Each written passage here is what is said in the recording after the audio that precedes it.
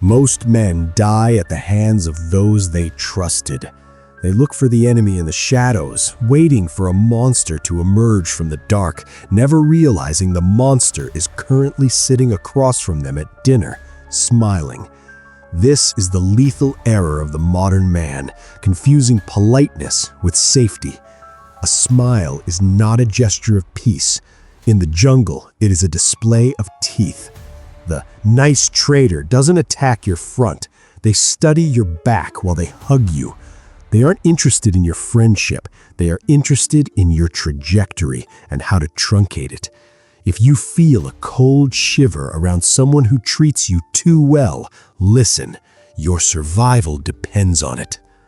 Machiavelli warned in The Prince that men are so simple and so much inclined to obey immediate needs that a deceiver will never lack victims.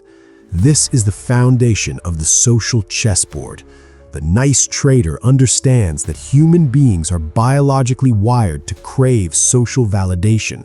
By providing niceness, they buy your transparency. They follow Law 3 of the 48 Laws of Power. Conceal your intentions.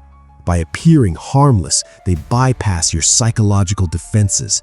They don't need to be stronger than you if they can make you feel safe enough to leave your armor at the door. In the architecture of power, agreeability is the ultimate Trojan horse. You aren't being loved, you are being scouted for a hostile takeover. The first sign is an imbalanced curiosity. Notice the person who is always a great listener, but never a great sharer. They probe into your childhood traumas, your financial leaks, and your professional insecurities under the guise of deep empathy. This is not connection, it is a data harvest. A predator cannot strike what they do not understand. By gathering your secrets, they are building a dossier of leverage. In the Machiavellian world, information is the only real currency. When you vent to a nice person about your boss or your spouse, you are handing them the bullets they will eventually use to execute your reputation. Every secret you give them is a hostage they hold over your head. The nice traitor waits for the exact moment of your maximum vulnerability to leak this information, always framing it as an accident or a concern for your well-being. They want to know where your armor is thinnest so they don't waste a single strike. To counter this, you must become a black hole. Accept their information, but provide none of your own. If they find nothing to use, they have no power. Silence is the only fortress that cannot be breached by a nice smile. This is the art of the insult disguised as a compliment. They will say things like, "It's so brave how you don't care about your appearance," or "I wish I could be as relaxed about deadlines as you are." It's designed to trigger your insecurity while maintaining their nice facade. If you call them out, they play the victim. "I was just being honest," or "You're so sensitive."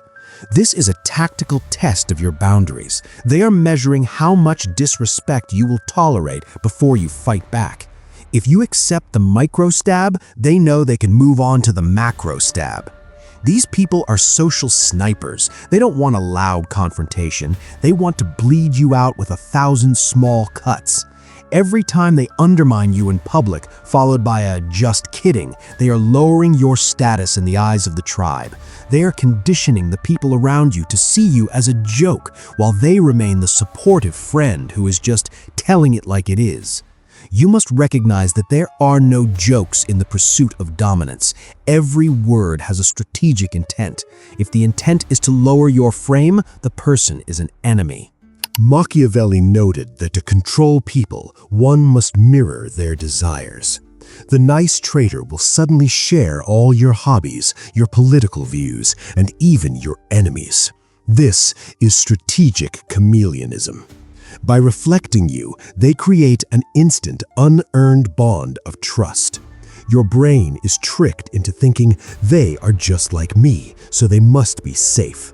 They aren't like you, they are studying you. They mirror your energy to lower your guard so they can move into your inner circle undetected. Once they are inside, the mirroring stops and the manipulation begins. They use this false bond to gain access to your network and your resources. Notice if their passions change depending on who they are talking to. If they are a different person with you than they are with your boss, they are a professional actor. In the game of power, a man with no core identity is a man who is playing a role for a specific prize. They are wearing your skin to get past the guards. To break this, change your views or interests slightly and watch how quickly they pivot to match you. A mirror has no substance, it only has a reflection. The nice traitor is the loudest person at your celebration, but the quietest person at your funeral. They offer thoughts and prayers and thinking of you texts, but when you need actual leverage, money, a connection, or a defense against an accusation, they become ghosts. They want to be associated with your success, but they don't want to be stained by your failure.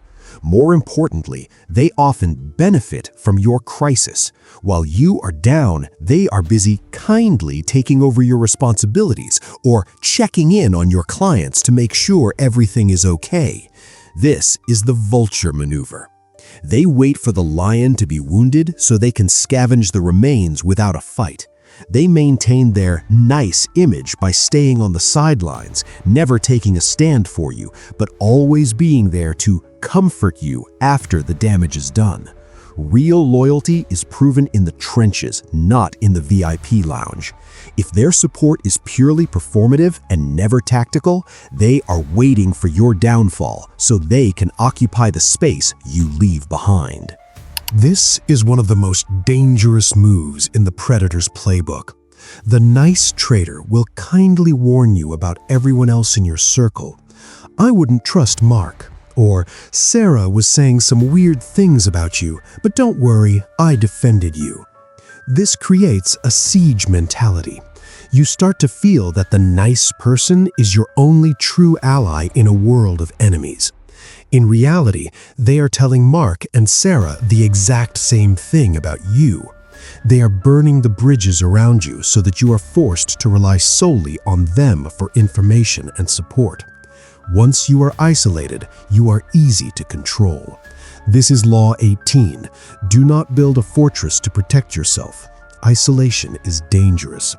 The nice traitor builds that fortress for you, then holds the keys. They want to be the filter through which you see reality.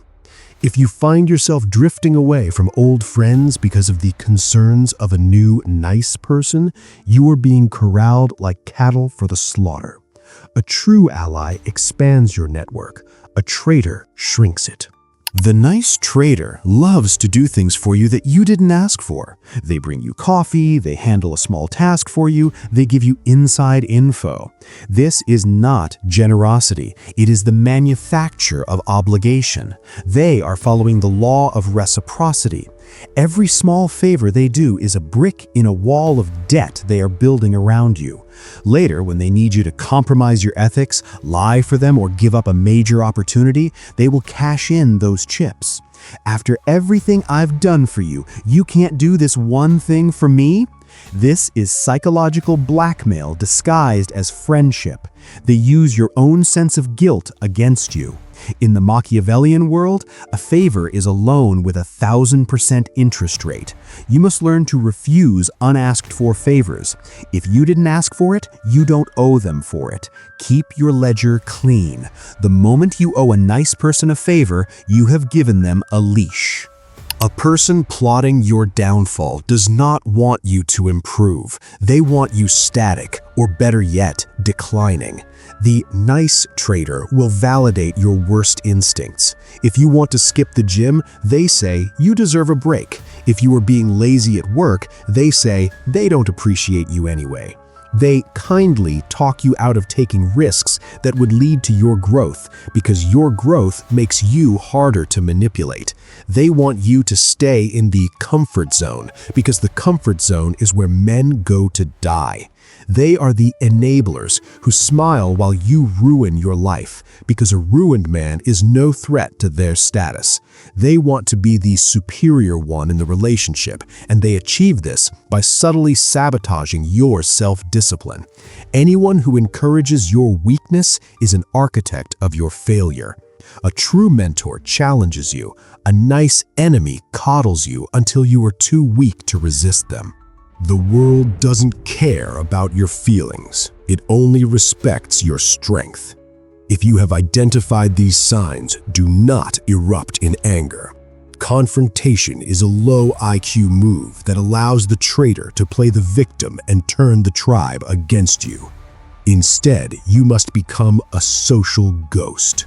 Maintain your politeness, keep the mask on, but cut the cord of trust internally. Feed them poison data, false secrets, and see where they lead.